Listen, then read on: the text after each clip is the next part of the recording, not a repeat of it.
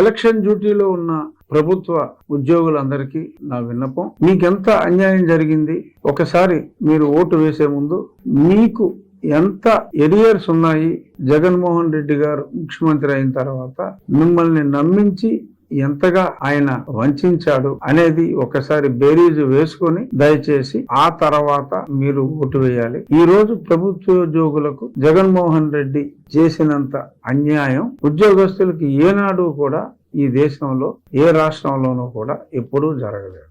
అంత అన్యాయం చేసిన వ్యక్తిని మీరు మీ ఓటింగ్ ఎన్నికల విధులకు వెళ్లే ముందే మీకు ఓటింగ్ హక్కు ఉంది కాబట్టి మీరు ఓట్ చేస్తారు కాబట్టి దయచేసి మీ హక్కుల్ని పరిరక్షించి మీ ఎరియర్స్ అన్ని కూడా సకాలంలో మీకు తీర్చగలిగే వ్యక్తి చంద్రబాబు నాయుడు గారు. సో కూటమికి ఆయన నాయకత్వం వహిస్తున్నారు. చంద్రబాబు నాయుడు గారు, పవన్ కళ్యాణ్ గారు, భారతీయ జనతా పార్టీ కలిసి ఏర్పాటు చేసిన కూటమి అభ్యర్థులకు ఈ ప్రభుత్వోద్యోగులందరూ కూడా ఓటు వేయాలని చెప్పి మనస్ఫూర్తిగా కోరుకుంటున్నాను. Thank you.